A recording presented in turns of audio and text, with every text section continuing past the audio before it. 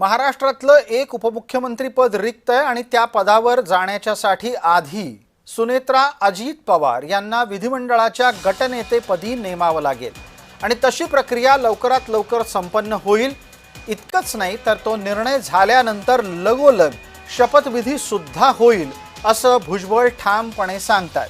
छगन भुजबळ यांनी या अनुषंगाने जी भूमिका मांडली ती एकदा आपण ऐकणार आहोत आणि त्याच्याच बरोबर छगन भुजबळांच्या लगोलग प्रफुल्ल पटेल काय म्हणाले हे सुद्धा ऐकणार आहोत।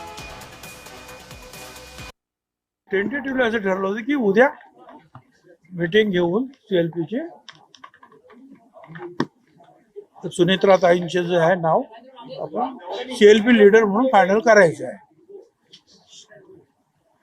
तर ते अजून पत्र वगैरे काय त्यांनी काही निघालं नाहीये, कशासाठी थांबलेत कारण कदाचित जे आहेत दुखवटा वगैरे असतो, सूतक असतो, मग 3 दिवसानंतर ते बाहेर पडणार का 10 दिवसानंतर सम टेक्निकल काहीतरी प्रॉब्लेम आहे आणि स्वतः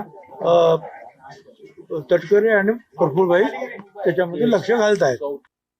आज अजूनही राजकीय शोक आहे। आज तिसरा दिवस आहे। तिथे त्यांच्या काही घरचाही कार्यक्रम चालू आहे, तेव्हा आम्ही आता सुनेत्रा वहिनीशी पण बोलावं लागेल की नाही आम्हाला त्यांच्या परिवारची पार्थ पवार आहे, जय पवार आहे, सुनेत्रा वहिनी आहे, त्यांच्याशी पण बोलावं लागेल। आम्ही त्यांच्याशी बोलणार आहोत, पण आजच्या दिवस किमान त्यांचा घरचे जे कार्यक्रम आहे ते आटोपून मग आम्ही त्यांच्याशी शक्य असेल तर रात्री किंवा उद्या बोलायचा प्रयत्न करू।